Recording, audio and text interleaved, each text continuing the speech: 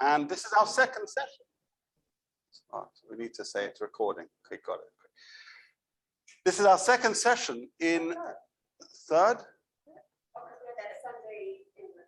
Right, but that was not on controversial Teshuvot. It's our second session in the controversial Teshuvot series, our third session here in this beautiful place with this beautiful gathering of people, both in person and online. And what we're going to do today is discuss perhaps two of the hottest topics, which certainly rabbis generally try and avoid. I have a lot of friends who are rabbis in communities around the world. And the one thing, well, the two things they don't want to discuss is changes in the synagogue service and why decisions made by previous rabbis shouldn't be changed today. Oftentimes, it's like a Pandora's box. When somebody says, Rabbi, why don't we do something different in the synagogue service? I can see my friends kind of like growing gray hairs by the second. Or why is it the rabbis decided something ages ago, which doesn't seem relevant? They kind of say, we trust the rabbis. And so the topic we're going to discuss today touches on both of those points, namely changes in the synagogue service and the longevity or the timelessness of rabbinic decrees. And we're going to go on a journey of looking at not just one or two, but actually I think 5 different Teshuvot, but certainly with one major voice at the center of the conversation. And that major voice being Rambam, Maimonides.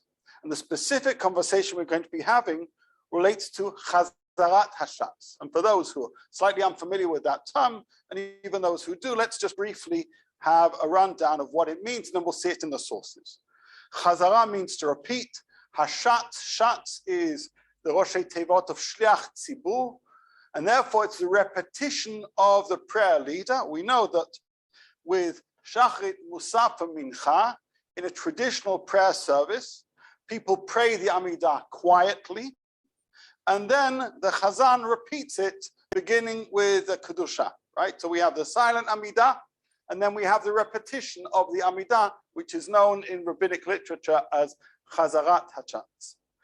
And what we're going to discuss today is whether there's any value, need in Chazarat HaShatz, at least in some communities.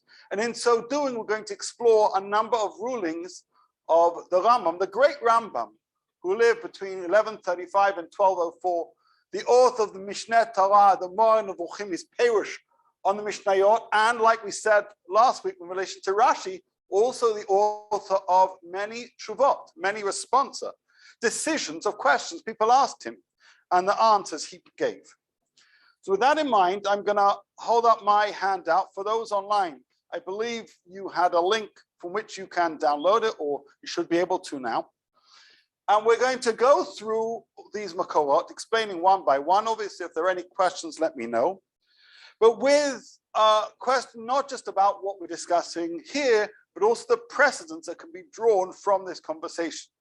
To what extent can the synagogue service be changed? And if rabbinic decrees seem to not apply to any given community or situation, can they be put to the side and can we operate in a different way altogether? So those are pretty major questions. Let's begin with a quotation from Masechet Rosh Hashanah, which we're going to be getting to in a few weeks' time, since Daf Yomi is currently studying Rosh Hashanah.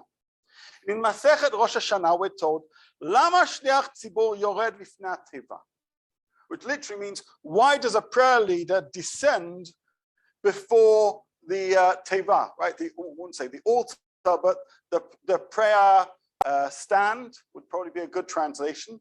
Interesting, I say the word descend because in all the synagogues, the shliach tzibur used to pray from a lower place to fulfill the dictum of, from the depths do I call out. Nowadays, we think that the shliach tzibur is on the bima, but there are many shuls where the shliach tzibur was slightly lower down than the rest of the community.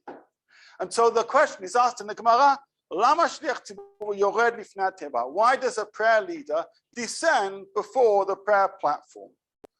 And there's specifically the question is being discussed relating to the Amidah. Really, what is a shliach tzibur doing when they say some of the prayers that we seemingly already know? Amrullah, they said to him, Kadei lotzi et she'eno baki. In order to help fulfill the mitzvah of somebody who is non-expert. Baki means an expert or familiar. And so the Shliach Tzibur is there to do the job of somebody who can't do it themselves. To take a simple example, if I don't know Birkat HaMazon, but I want to fulfill the mitzvah of Birkat HaMazon and somebody else does know Birkat HaMazon, they can recite it. And at the end of every blessing, I can say Amen. And there's a principle of Shomea Ka'oneh. I hear their blessing and I respond to their blessing. It's as if I've said their blessing. That applies in many areas we know with Kiddush, with different brachot throughout the Jewish year. And so, says source one, why do we have a Shliach Tzibur who recite prayers that seemingly we already know? It's to help those who don't already know it, right?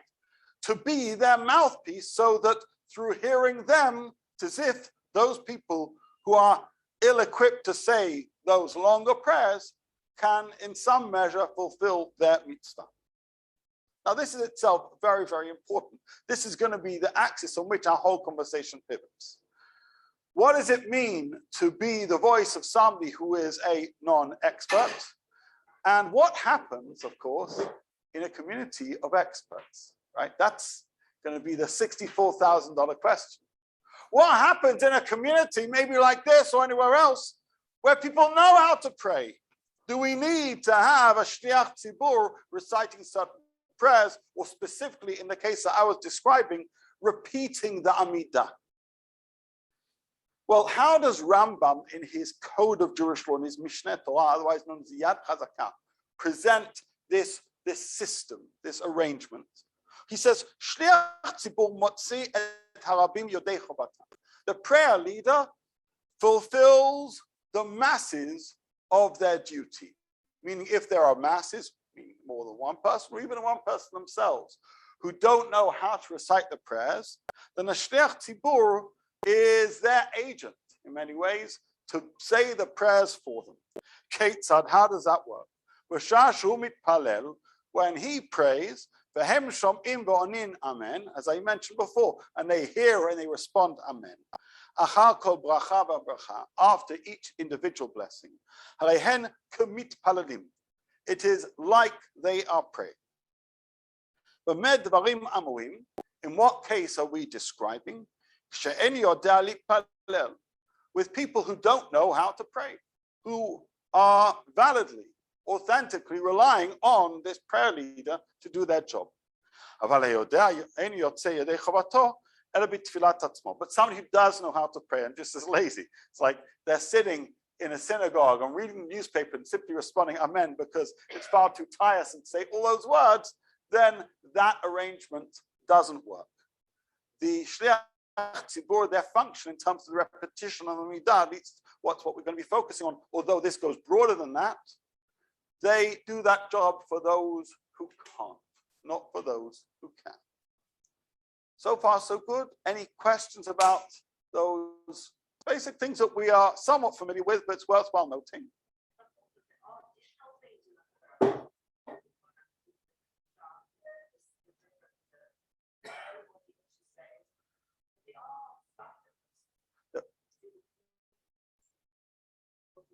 By the Zoom people, did you hear that question, by the way?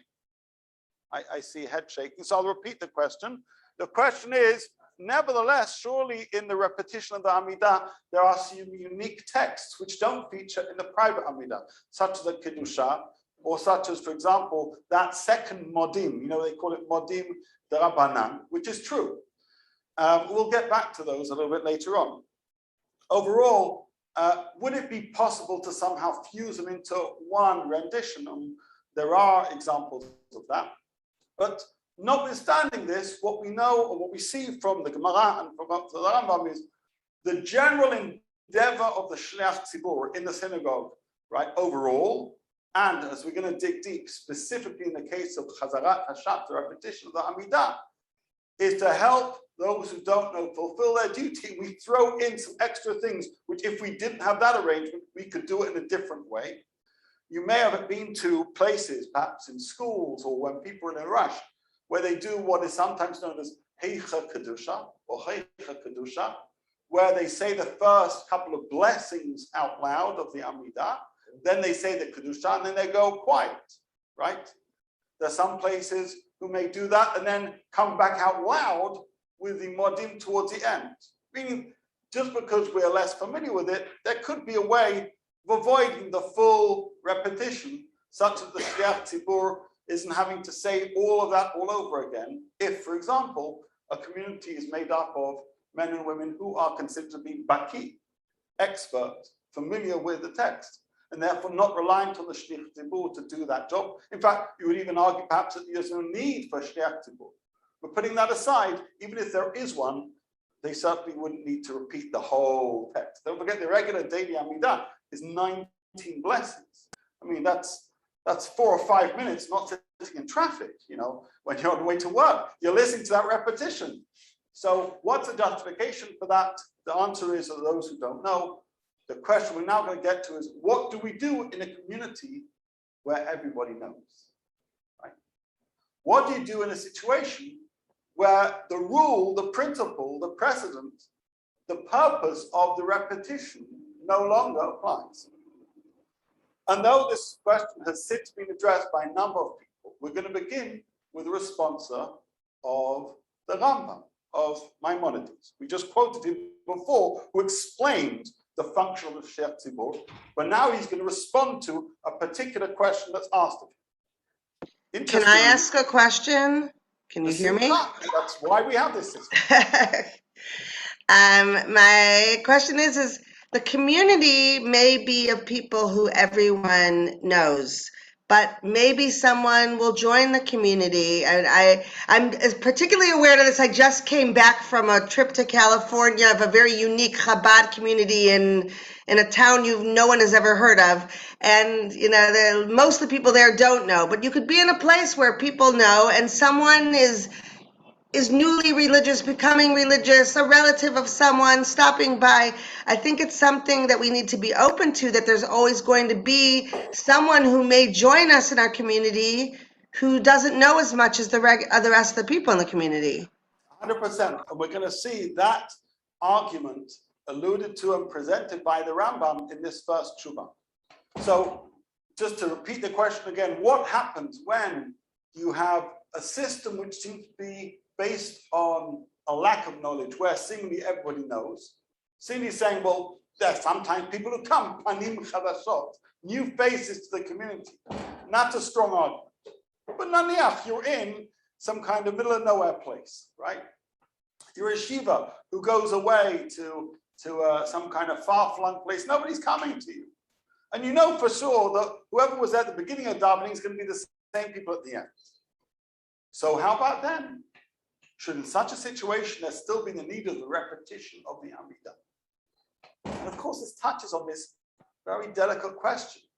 What do we do with rabbinic decrees and enactments when they seem to not apply anymore? This is just one, but there are plenty many. We have that classic question of the second day yontif that comes up all the time. Other people talk about kitniot, etc. But there are plenty others too. What do we do with rabbinic decrees when they seem to not be relevant anymore? So the Rambam is asked this question, and just before I read it, it's important to draw a distinction between sources 2 and 3, just in terms of what they are. There are two types, or let's say two more, but two major types of Jewish legal literature. One is not what is known as codes, right? Rules, laws written by Torah scholars about what people should do, but generally written through some kind of academic analysis, although based certainly on the reality which that scholar and their earlier teachers may have encountered. That is the Mishneh Torah, that is the Shulchan Aruch, that is the Torah. We have lots of halachic codes.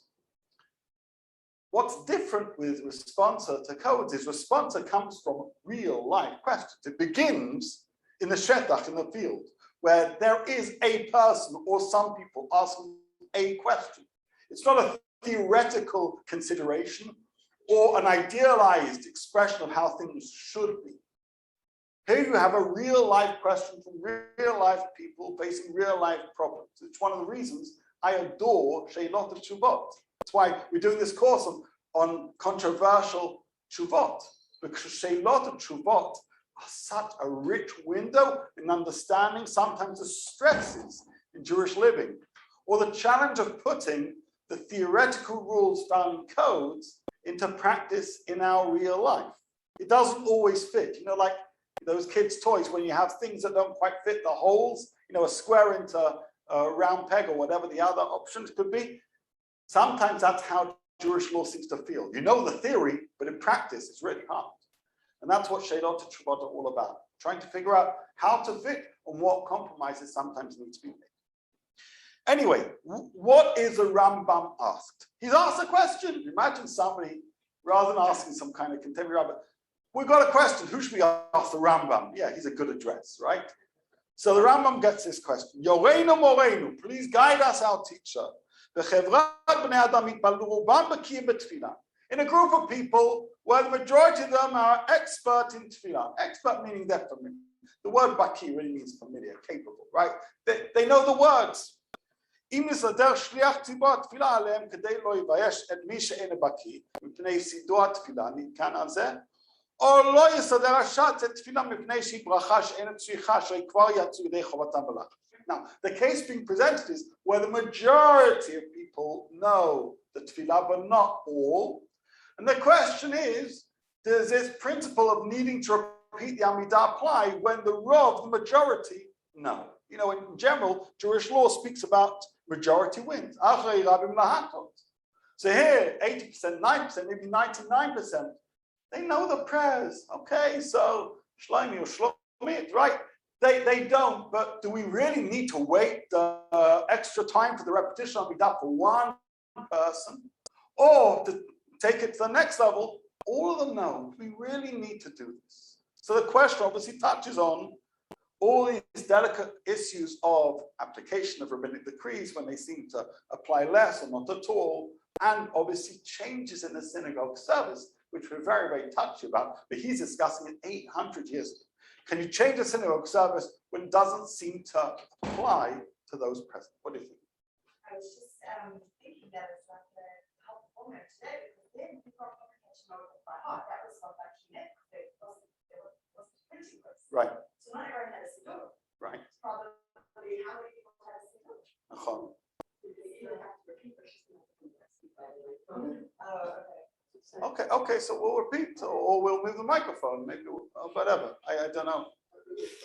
Whatever you're comfortable. So the question is, or the observation is, it seems to be a kal v'chomer nowadays where we have siddurim compared to then when they didn't. Interesting, the Rambam himself didn't just write the rule of prayer and wrote response about prayer, but he actually wrote a prayer book, which is at the end of the Mishneh Torah, because at that point there were variations of what to say and how things should be. So thus, nowadays, what would you argue? Everyone can read, even if you don't know it by heart. Most people can read it. Right. So nowadays, if most people can read it, Right. the argument very much should be for the cancellation of Chazarat HaShatz. Right? Well, I mean, it's true. Most people can read, but for instance, it's a long time ago now. When I was a little girl, or even an older girl, and I went to shul in South Africa, the vast majority of the ladies couldn't read Hebrew. 100%. Or when we lived in Petah Tikva like 20 years ago, we occasionally went to an Iraqi shul, and there the women were illiterate. I mean, there are still people out there. I'm well aware. Okay, so you don't really count women. At this stage, they didn't go to. At this stage, they didn't go to shul, perhaps. But today, there are lots of women or lots of people who still can't read Hebrew. It's not a question of just being able to read. It's a question of being acquainted with the Siddur.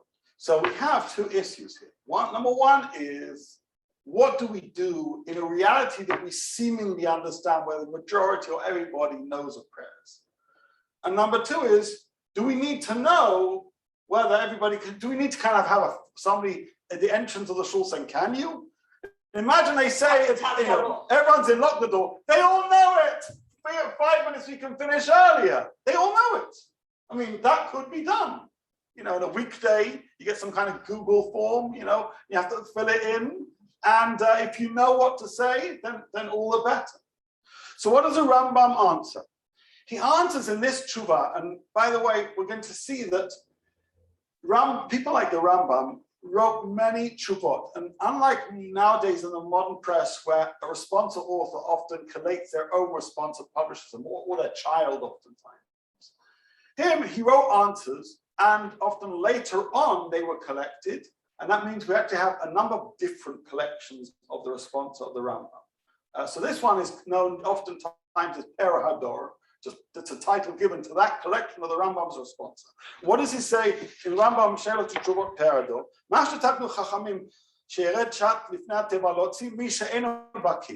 Given basically the rabbis established this principle that a shliach tzibur should go and fulfill the duty of somebody who is unfamiliar with the prayers.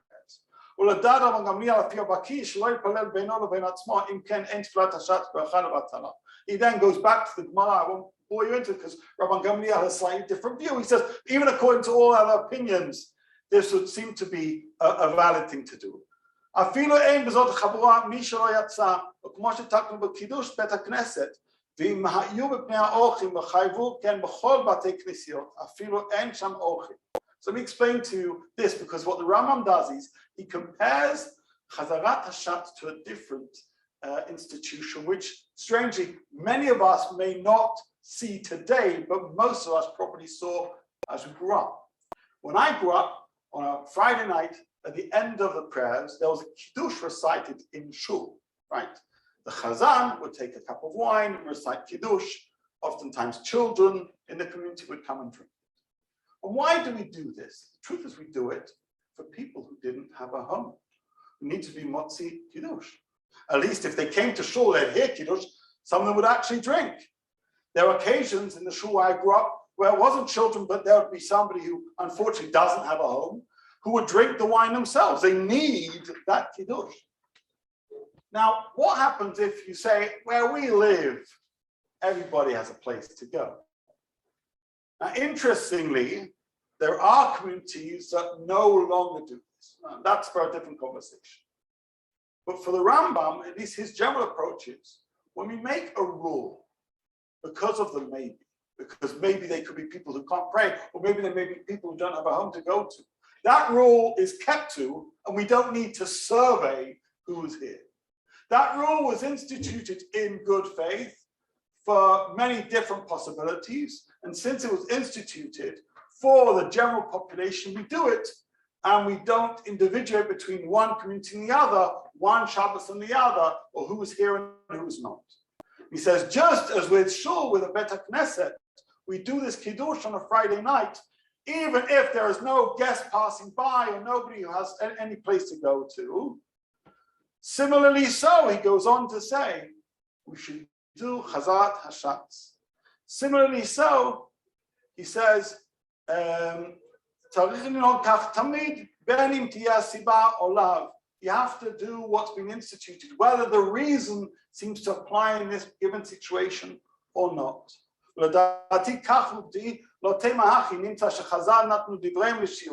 He says, because were that not to be the case, our rabbis would require that we actually have to evaluate who is there. He actually says it. You have to figure out, ask, who knows the prayers, who doesn't know the prayers, and then decide whether the shliach tzibur is going to do the repetition or not. And that would just be crazy, basically. That would undermine the whole idea of rabbis making decrees that if every single situation you have to do some kind of survey. So Teshuvah number one of the Rambam is the rule was made by the rabbis, as was the rule of Kiddush on Friday night. And yes, noted, there could well be situations whenever you know the prayers. And yes, noted, there could well be situations where there are no passers-by for the Kiddush. But basically, when we establish these rules in good faith, we keep them whether or not. We're not expected, nor would it necessarily be wise or even pleasant to constantly try and ask these questions. Don't forget, if you're asking who doesn't know how to pray, is somebody really going to put their hand up? Right, So- because of embarrassment. And that- Right, exactly. Because of embarrassment, they may not even say if they don't know. So an embarrassment in public like that. Right. So Ben Kach, Rambam Paskins, we keep things as they are, and he signs off. But Katav Moshe. By the way, if you're something like the Rambam, you don't need to have a nice fancy kind of title yet. It's Moshe. It just shows the humility of a person, a sign of just Moshe, right? Don't Moshe. On his gravesite, don't forget. From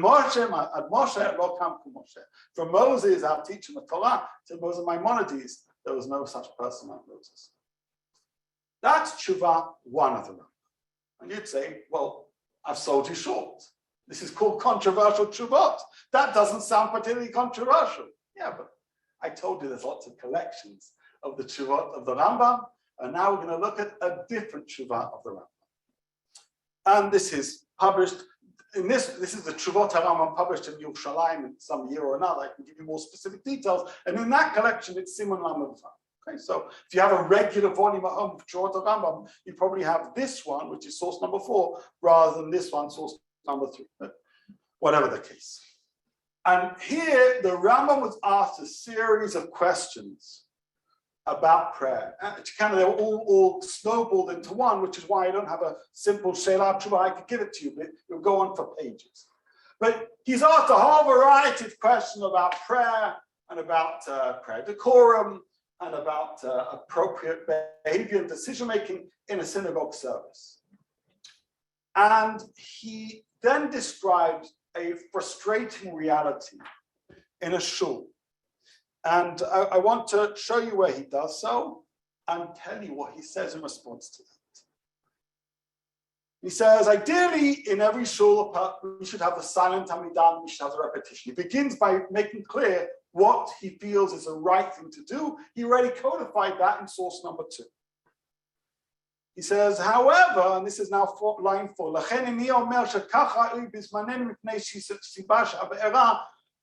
he says, however, there's a decision I feel we have to take for reasons I'm about to explain in this particular situation that he's been presented a particular community in Egypt. Remember, Rambam was a rabbi in Egypt for most of his life. And what was happening in this community? And I'm going to read it to you, and you are going to be shocked that this would be the general way of behaving in a synagogue during the days of the Rambam, know this. What's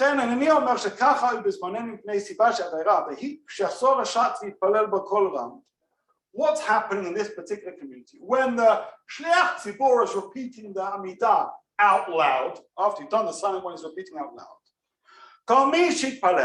Whoever since prayed, meaning whoever did say the silent Amidah, whoever was Baki. So what would you expect the people who are Baki? To be respectful, because they appreciate the power of Tefillah. Once they fulfill their duty, they'll start chatting to their friend next to them. They'll start talking about worthless things. And they'll turn their face from the east. And they'll literally spit, they'll just do disgusting things, clear their throat. What will happen? The person who is relying on the repetition of the midah, who is not baki, and they see the expert, the frum person, who is not behaving well during the repetition, Yaser Gamhu, he's going to do the same thing, right? If Mr. Cohen's behaving that way and he knows about prayer, right, then surely it must be appropriate for me to act that way. And it then becomes a mockery. He goes on to say, it creates a Chilul Hashem. The whole prayer service becomes disgraceful. The people who pray quietly then can't be bothered for their petition. It's not for them, they talk. The people who are, it is for them, they watch the people who are now talking and say, well, I don't know what I'm doing any which way. So they talk as well. The whole repetition of Amidah is entirely disturbed. The Rambam says, in a tragic situation like this, then we shouldn't have a repetition. Then the Shliach Tzibur should begin out loud and quiet, meaning, when I said to you before, there's a way to fuse the two, to not have the repetition. In a frustrating, annoying, tragic case like this, where people don't show respect to Tefillah, then Nachon, I'd rather save prayer by not repeating prayer, because repeating prayer is itself an insult of prayer.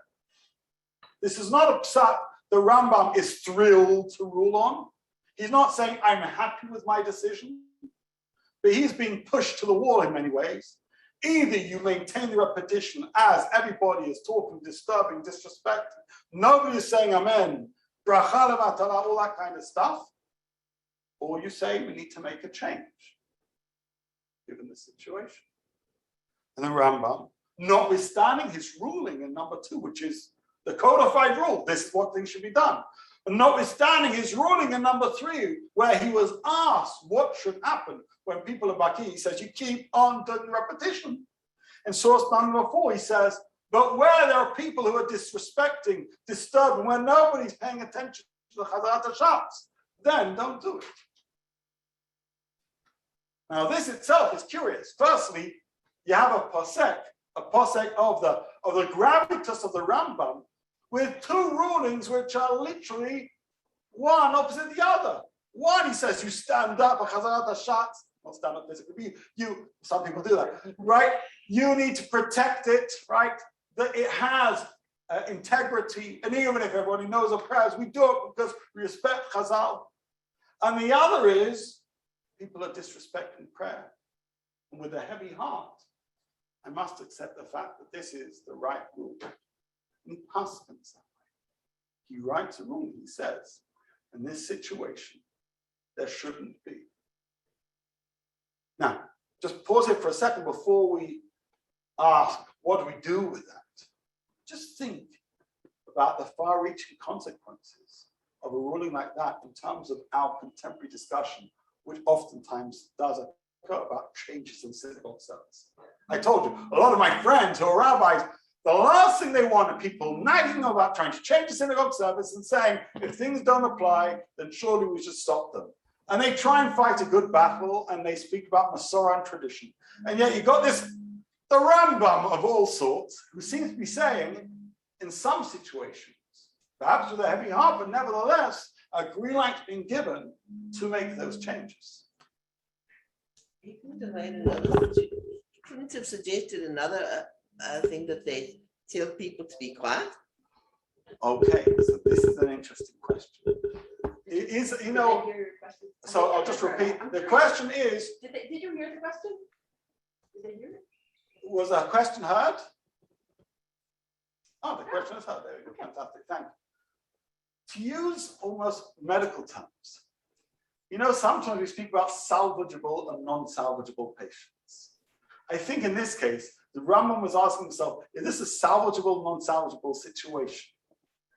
And seemingly from the situation that he was either directly familiar with or told about in great detail, he seemed to feel that this was a non-salvageable situation. I mean, he doesn't just simply say people are talking, but some people are listening. He's saying the frummers, I say that term loosely, but the ones who know the prayers, they're talking, they're chatting, they're speaking about worthless things in shul, they're spitting, they're turning their face from the east wall, right? They are really making a mockery. And those who are coming or less familiar, they're just joining in with that because they presume that's how one should behave. In such a situation, it seems that it is non-salvageable. In that particular situation, he paskins again with reluctance and with regret that Chazarat HaShatz shouldn't be repeated. So far, we have Rav Johnny? Yeah.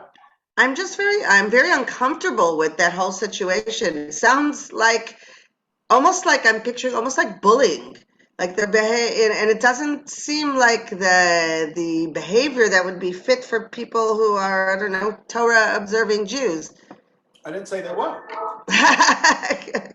But I'm saying to make the psak is almost to encourage that those sort of methods could be, I don't know, you know what I'm saying? It's like the way that they could have went and spoke and said, this, they could have asked a shaila, saying, a direct shaila, but instead they behaved badly, and then because of that, there's a psak. It makes me very uncomfortable. I've said that I love responsa literature, but one of the reasons I find it so fascinating is you get to see a real window into Jewish practice. If you only read codes, you think everyone behaves well. If you read responsa, you realize that's ridiculous. And that's one of the reasons, by the way, that I think more of us, if we're interested in halakha, should study responsa, because we get to see the gritty side of the application of halakha to sometimes frustrating and agitating situations. Yes, people they sometimes force the hand of a posek. They didn't tell the Rambam what to decide, but the situation in which this was playing out led the Rambam to reach this decision. Of course, he could have continued otherwise, but it is ultimately a shikul. It's an evaluation of what is more precious. Sometimes less is more. And in his case, he was saying less is more. And it may sound strange to us, but no, this applies in many, many, many areas of Jewish practice, where we make decisions based on how we think people are going to behave, which is one of the reasons why poskim need to be at least somewhat familiar with human psychology, how people behave, how they understand reactions of people, what they think they should expect of people, because all of that are factors in their halachic decision making. We're not robots. People do react in different ways to different things. And asking too much of people is oftentimes the best way to make a mockery of Jewish practice. So these are questions that people consider, just even on a very, very small level. You know, imagine I'm a Rav of a shul, and to me saying all the piyutim on Rosh Hashanah and Yom Kippur is really sacred. And yet I know my community kind of want to leave by 12 or 1, whatever. So I make a choice. What do I stand up for? The lengthy prayers for those precious piyutim, or the reality that some of the community are going to leave at some point or another, whether or not the prayer service is done. You may say that's forcing the hand of the rabbi. That welcome to practical rabbinics. It happens every day. Every question is oftentimes these kind of situations where you need to understand where people are at in terms of figuring out what's the right thing to do, obviously while paying attention to what is more weighty in the evaluation of Jewish law, the prayer or the kavod or the listening or the amens, etc. Now, I should say that in a different version of the Teshuvot of the Rambam, known as the Mekitzei Nirdamim edition, there is an extra line added, where it says, Omnam im efshar sheyesh asara mehem. Though Rambam paskin this, he added a caveat, which is if there are a minion of people who mostly all of them are going to listen to the repetition, even if the rest of them are acting like crazies, then you should still keep Chazarat HaShatz, right? It's a bit like Abraham, can we find 10 people who are going to listen to the repetition of the Matan? If we can, then even if everybody else is talking, so be it. And actually, in many, many, many communities, that's exactly what happens. The great majority are not paying attention during Chazarat HaShatz. And the Chazan or the rabbi are relying on a handful of loyal men and women who are listening, who are saying amen, and they say, well, for them, it's legitimizing what we're doing. It's not making it a complete mockery, even though we can hear the hum of chitter-chatter all across the place. Quick thought, yeah? We actually had a rabbi in our show who, when the chatter got too loud, he would stop. He wouldn't say a word, he would stop. It took quite a few weeks for the message to get through, but he wouldn't continue. People started to realize that he wasn't going any further with the davening until they stopped chattering. Right? And then at the end, you would get the message over that without these breaks, we could actually finish earlier. Right? But it took weeks for the message to get through, but it worked. Well, it may have worked in that community, and that's great. Sometimes, firstly, a religious leader doesn't have that authority. Sometimes a place is simply too big to stop, these big cathedral synagogues, right? You can't stop 2,000 people talking just by waving your hand. Halavai. Trust me, my rabbi friends dream of that. That's the kind of dreams that rabbis have. Anyway, and sometimes you don't have, right, a leader to be able to do that. Here in many shuls in Israel, we don't have a rabbi to make those decisions, or rabbis for that matter, and there's that nashim. So you need to make decisions based on how things are. I pray in a shul where I'm one of the 2 poskim, but there's no formal rabbi of the shul. So we make decisions based on how people behave. And that's kind of an interesting situation. Anyway, so this is what the HaShatz Mekitzei Nirdamim adds in terms of the ruling of the Rambam. Now you may well say, okay, well, the Rambam must have been just like a one-time thing in this community. Well, there's an interesting sefer which collects different chidushim, insights on the Rambam's Mishneh Torah, known as Maaseh Rakach. It's written, if you see at the bottom, I've always tried to add a little bit of biographical information by Rav Masud Chai Rakach. And that book begins with a list of insights from Rambam's son of Avram ben Rambam about the practices of his father. And I was looking through this in the head of our shiur. And Rav Avram ben Rambam makes the following interesting remark. He makes reference to this second ruling of the Rambam. Remember, the Rambam was asked by one community, should we change? He says, you do not change. Another community which are acting crazy, he says, with regret, yes, you should not do the repetition of midah. And now his son testifies, and this is, the pen of his son. He says, it's very well known that what my father, my teacher, Paskin ruled, of which all his contemporary religious leaders agree with him, meaning the Rambam Paskins this, and all the other Rabbanim of Egypt agreed with his psak. By the way, I don't know how you're going to argue with the Rambam. Like, what do you know? Imagine the Rambam Paskins something, and another Rav from a different community says, But don't forget, actually, even in the life of the Rambam, there were his detractors. But seemingly, at least in the field of practical rabbinics, where he paskined this case and ruled they shouldn't do Chazarat HaShatz, his contemporaries agreed with him. And he said, and he goes on and he summarized, quoting the sources we've seen so before. And he goes on to say that this continued in this community, Kol Yomei Chayav, all the years of my father's life, and even after my father passed away. And he says, it's the last line of this section, my father saved them from that stumbling block of repetition of the Amidah. What we mean by that is, the repetition of the Amidah isn't a stumbling block when treated respectfully. On the contrary, it's a way for people who don't know how to pray to be able to fulfill their mitzvah. But here, by repeating where people behave so badly, they are offending prayer. They're showing a lack of kavod to tefillah. And in fact, rather than something beautiful and wonderful, it turns to being something that they've done harm to their own souls through. He says, my father, by making this ruling of not doing Chazarat HaShatz, saved them from this stumbling block. And not one, he repeats it again, not one of his contemporaries disagreed. What we see from this remark of his son is that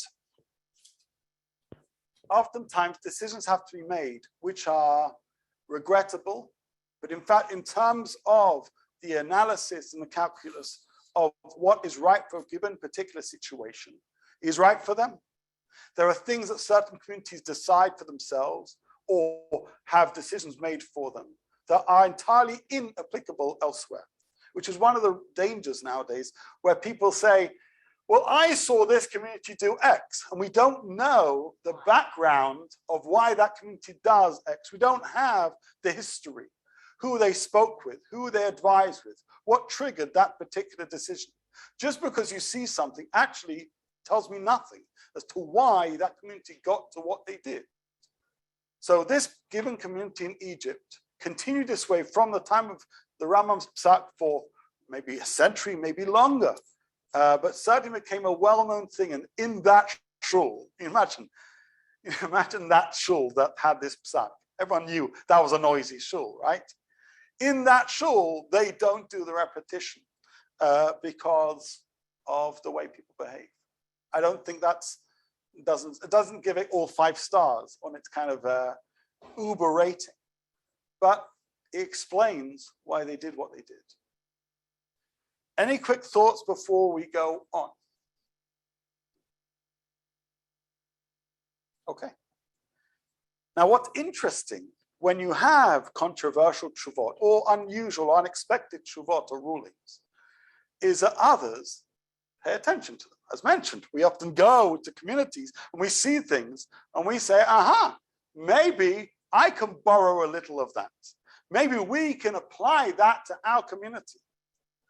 And what happens here in source 7 is just that. So we've seen the Rambam, we know what he feels in his heart of hearts, we know what he feels he has to pass in terms of this given community in Egypt.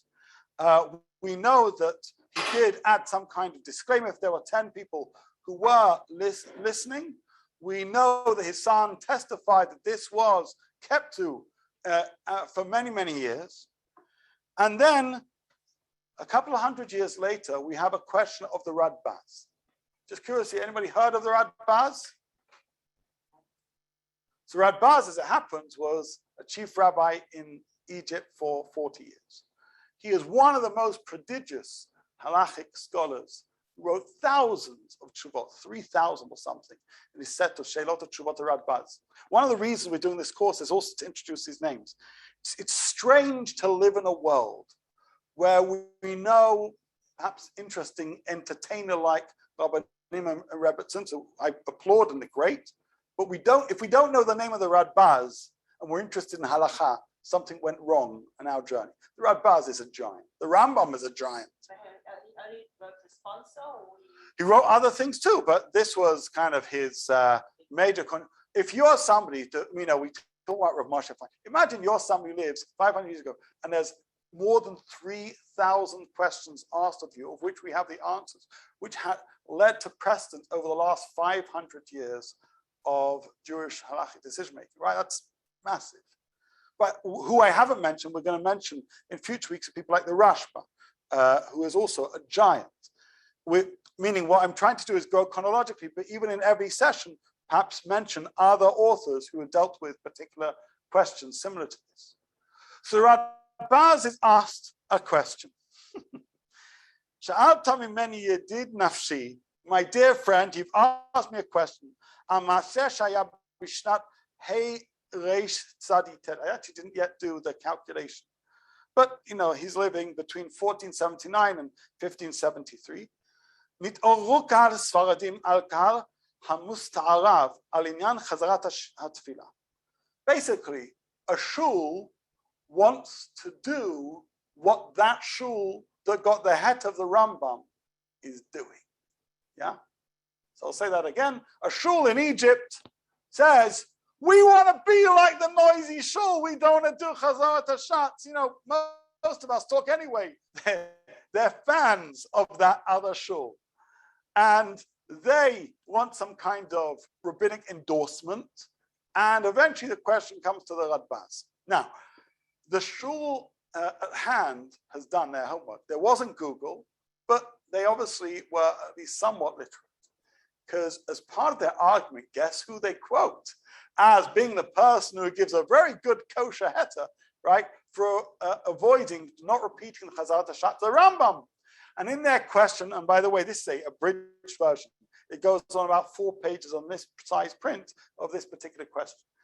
In the question asked the Radbaz, this community says, people talk during services and we know about the Rambam's ruling. We know about this. We know his son testified this went on. We're in the same boat. So Radbaz, come on. Surely we should stop saying Chazarat HaShatz. It's strange sometimes when people ask for a heter for something they know in the heart of hearts they shouldn't be asking for. The Rambam heavy-heartedly agreed to a certain situation, but this community is now proactively seeking it on the precedent of the Rambam. And I'll tell you what the Radbaz says, as does, was it the Rivash? He made a similar remark, which is really interesting, as we're going to see has precedent till today. He said, one of the reasons why that shul that the Rambam paskined for, to avoid them repeating Amidah, one of the reasons he allowed that was because those who knew still weren't knowledgeable. They could read the prayers, but they clearly weren't respectful. Don't forget they were talking during Chazarat HaShatz. That shows a real lack of respect to the power of tefillah. And there are a lot of people who didn't. And the Radbaz says, you, this community is writing to me. You clearly know more about Jewish law. You clearly have respect for Jewish law. And if you have respect for Jewish law, you shouldn't be seeking to cancel Chazarat HaShatz. Meaning, the very fact that you answered me with this elaborate question points to the fact that you know in your heart of hearts that this shouldn't be done. You're looking for a back door. You're looking to go home a little bit early. But if you know the Rambam paskins this, if you know this person, if you know Avram ben Rambam wrote this, you should also know that talking during tefillah is wrong. And if talking during tefillah is wrong, then why on earth are you asking for a heter based on the fact you were talking tefillah? It's actually frustrating. Like the Radbaz responds that you're asking me this because you know that this should be done. You know that this is what the sages wanted. And you know, in fact, that the Rambam wrote elsewhere that we really shouldn't be changing the prayer service. And only in a worse situation, we feel we have to do something. I don't think you're in the worst situation. I think you're just opportunists. And the answer is no. That's what the Radbaz says. So, the community, I know this is in Alexandria or Cairo, wherever it was relatively, in inverted commas, enlightened in Egypt in those days. No, I'm just saying that I'm just trying to draw parallel to. I mean, it wasn't like the Dark Ages, or it wasn't. Not at all. It was a very. Egypt was an advanced country. 100%. And the Jews also, they were involved in all kinds of things. I'm just asking if that's correct. That's correct. I mean, Is that an impact on the whole behavior of the people? I think so, and that's evident in a lot of questions after the Radbaz, not just here. You see, questions from merchants, questions. This is a very, very major trade region where people who are also mixing with those of other cultures, other practices. They're intelligent. I mean, the right question that's asked here of the Radbaz speaks of their intelligence, but they're also opportunists, right? And he says no. Now, he remember, it's important to know, like many great Rabbanim, he was asked a question probably from a more junior rabbi who was asked a question by the community. Do you remember he wrote, "My dear friend"? He wasn't writing that to the person who has no interest in prayer.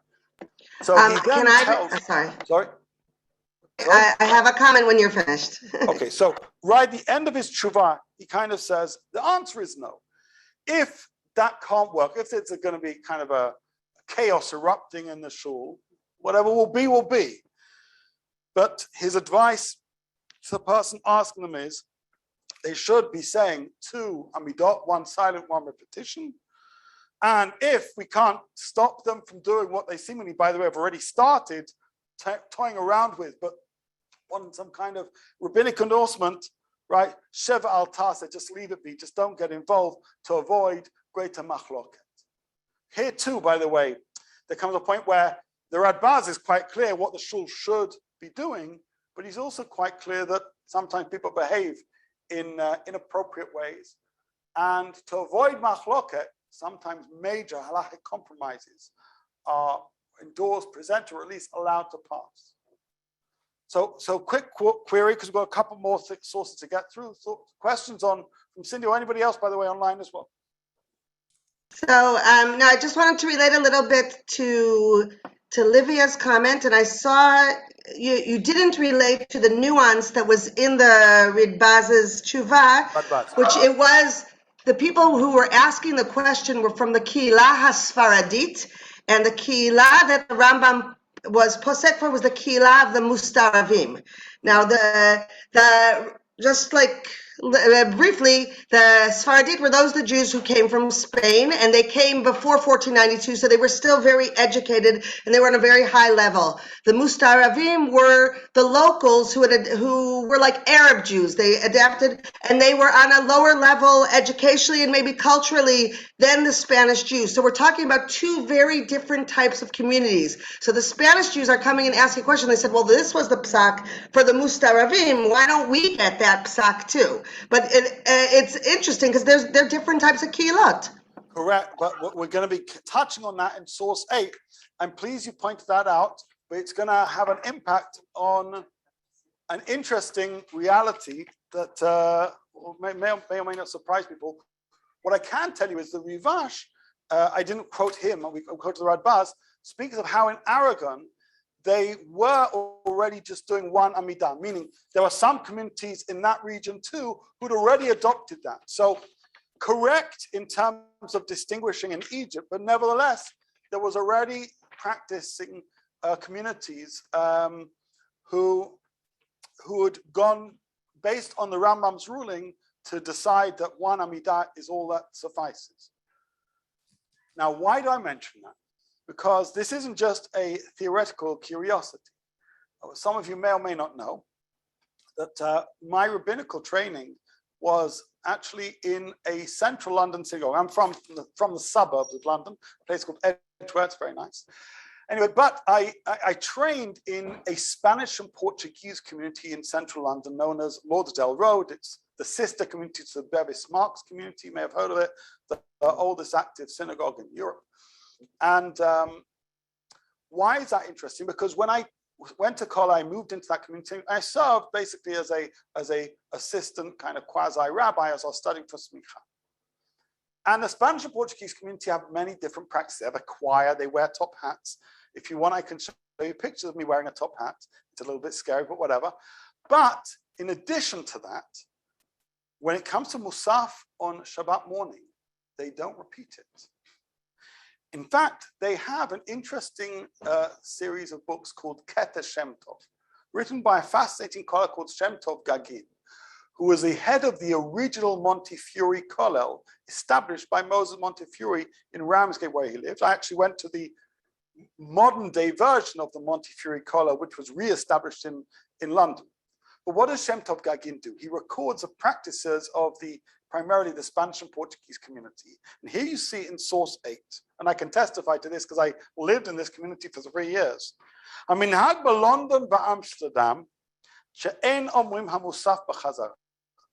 The custom in the London Spanish Portuguese communities, that is, Bevis Marks, Lauderdale Road, and a couple of other smaller places, and in Amsterdam, and you'll probably be there as well, right, in Spanish Portuguese, sure, that they do not do the repetition of the Musaf. They simply say the first 3 brachot out loud, then it goes quietly, and they say the last 3 brachot out loud, with the exception of the first day of Pesach and the 8th day of Sukkot, and the Musaf of Rosh Hashanah and Yom Kippur, where extra things are said. Then the repetition is said. He says, though, however, in Israel and in Egypt, in most communities, and in Syria and numerous other places, they do the repetition, as does all Ashkenazic communities. So when I turned up, I grew up in an Ashkenazi, I'm Sephardic by birth, but I grew up in an Ashkenazi community in the suburbs. And I came there and I was like, what are you doing? Have you forgotten something?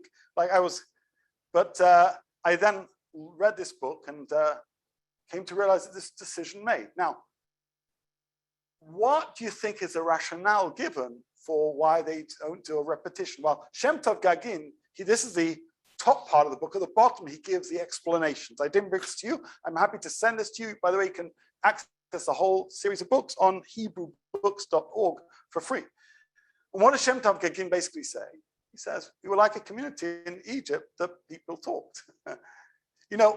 Meaning this isn't the shvach, this isn't a praise of their own community, it's everyone talks.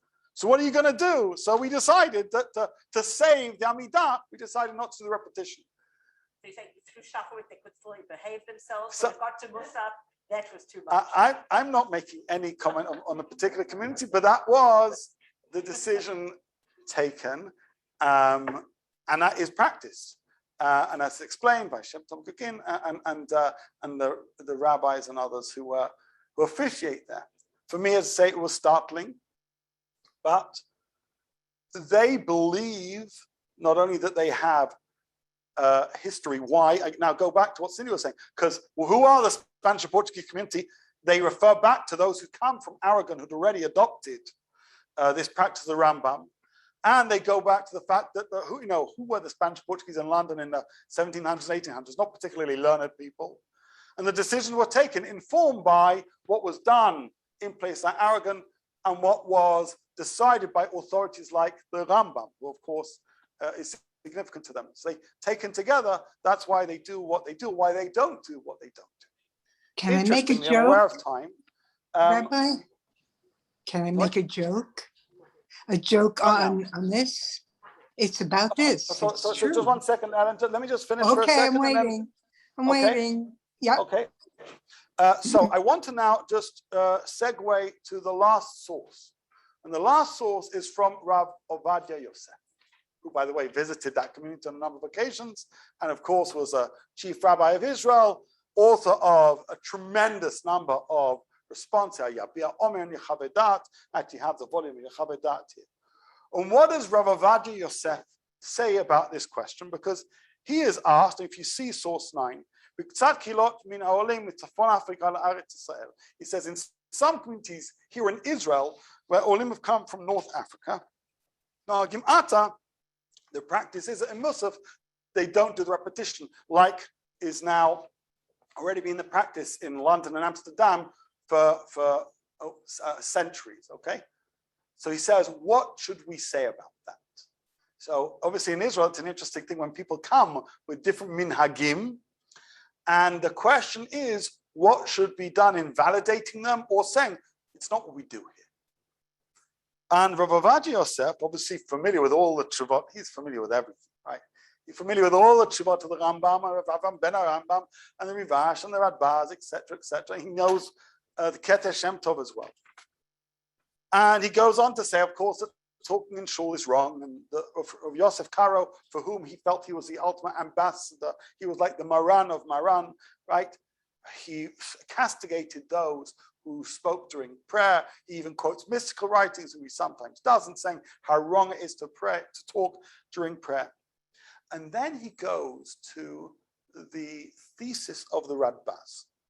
Remember, the Radbaz says, you who are more educated, most certainly it's not appropriate for you to skip the repetition of the Amidah. The only excuse was people who are totally uneducated and disrespectful. But now that people are more educated, surely it's on them to be more respectful and value what is the repetition of the Amidah.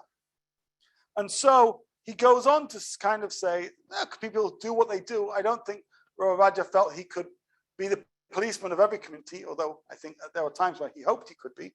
He almost was. He hoped he could be, right. But still, when it comes down to it, he said, nowadays, and really the main argument is, we don't want to have divisions in how we practice prayers. We don't want to have agudot. And nowadays, there's never been more Torah studied in the world, in history, than it is in Eretz Israel. So in a country where Jews live, where we have many, many more learned Jews, where people are much more literate, right?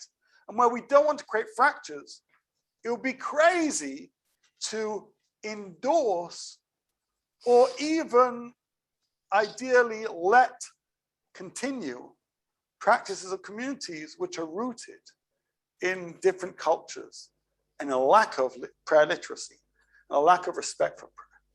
Again, could he go to every community? No, but when somebody asks him a shaila and he paskins, obviously this has impact on what people say, how people act, and what is done. And ultimately what he rules is, this shouldn't be done. This shouldn't be done anymore. Long gone are the times, or long gone should be the times where shul feels a need, they can't do Chazarat HaShatz, certainly here in the land of Israel. May I say something, Rabbi? Yes, and then we've got a couple more people, and we got to finish in about 2 minutes. Yeah, well, I want to say is that the Ashkenazi man who does not express himself who openly at home because of the Ashkenazi woman, I am one of them, expresses himself freely with his friends, colleagues in shul, and speaking is a sign of non-slavery. So he feels a free man in shul. The Sephardi man, who is domineering at home much more so, can shut up in shul because he's talked so much at home. There is as somebody who is Sephardi, it's who a grew up joke. Ashkenazi, I It's don't a know joke only which if you're parts 83 necessarily. can you laugh at that. Let's leave that for later conversation. I'd question some of those conclusions, but certainly food for thought. Those who are here, sorry. It just, maybe it's obvious, but I just want to point out the actual irony of what Holman and I just said. Started out for those who are not literate to do the Chazarat HaShatz, and all these things brings to the end is that we're so literate now, there's so much more we Yeah. do, we shouldn't ever cancel it. Correct. So it's like, It's ironic because ultimately, what I mentioned right at the beginning, there are two things happening. What are we discussing? Changes in the prayer service and whether rabbinic decrees are timeless or not. This isn't really a question of whether you know how to daven or you don't. It's about protecting the whole establishment of halakha itself. Rav Avad is going out to bat for more than just Chazarat HaShatz. I once went to a shul in Israel, and they did they didn't do a Chazarat HaShatz, but the silent Amida, they sang the whole thing together. That's Friday. Right, was it Sfaradi? Yeah, they don't have to. Oh. And they had confidence. Oh, obviously, that's a And they should not. move on made up. Right. So They sang it beginning to end. the silent right, Amida. and that the whole issue of chanting, which is sorry. So to repeat, there's been a visit to a shul where the silent Amidah is seemingly chanted out loud. Certainly, chanting in a communal way is the way that Temanim pray, is significantly the way that parts of prayer are recited by other Sephardi communities, right? Well, that's a point. Every community has a different dynamic between the private prayer and the communal prayer, where Sephardim seem to put more on what we do together. Ashkenazim often emphasize more of what people pray privately. Here, obviously, there is a tension. And this is one of these interesting questions where what wins, the person or the individual or the collective, right? The private prayer, well, I know how to pray, or the collective prayer that we do, public prayer, communal prayer for those who don't. What we see in this Teshuvah Ravaja, it's correct, there is something ironic about the conclusion. Something was instituted for those who don't know. In a time when people know, we double down on it. But it's important to know what's a subtext of that Teshuvah. It's not just Chazarat HaShatz. It's rabbinic authority. It's unity of prayer services. It's a fear of change. Right? It's a recognition that we need to revere prayer itself. And so I find this whole discussion not just relevant to Chazarat HaShatz, but an interesting window into, is change available in a prayer service? When people talk about changes, adding things, detracting things, there are many different things in many different contexts. I say, look through Chazarat HaShatz as a case study, because there are strong arguments to say that maybe we don't need it today, and yet we've doubled down. And there are strong arguments to say that a community who disrespects it should be saying it, and yet they were allowed to do so.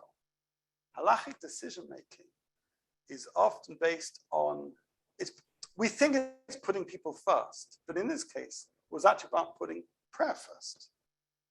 Wherever you can, put prayer first. If prayer's been thrown under the bus, we have to salvage what we can and let go of the rest. But where that isn't the case, we need to hold tight to it, precisely because there are others who wish to do it harm, show it disdain. So case studies like these, I think, are revealing about what is a mindset of psika, of halachic decision-making, how we evaluate different situations, what is the difference between a temporary decision for a particular community, and how do we use precedent? Remember the Radbaz's case. I saw them doing it, I want to do that, but you're different. Always know that. And yet, how some communities perhaps maybe will be proud that they don't do Chazarat. But what does that actually tell us? It means that at least at some point or another, their community wasn't listening when they should have been paying attention. So with that, we're going to end. Good to see you all. We're going to stop this. Can I ask one question? Great. I'm going to stop the recording. Should I stop the recording, Melissa? I think so. Oh, I won't for that matter. Okay, yeah. I guess my question is, Chazarat HaShatz wasn't what the shiur dealt with, but then if you're davening to yourself anyway, then where does the minyan come together? I guess in Kaddish and other things? Because I always thought of Chazarat, and this is up a whole other share. The Chazarat HaShatz is what ties everyone together in the tefillah when you're davening your Amidah, and then it ties you all together in the minyan. You know, I did a course on the thought of Soloveitchik, and one of the themes he always goes back to is the relationship between the individual and the collective. You know, Heschel says we pray together, and each one of us by ourselves. That's a question which we should all be asking, which is answered differently by basically every person. Because is it the fact that we're in the same building? Oh, okay, but we're often praying on our own. Maybe it's a place that binds us together.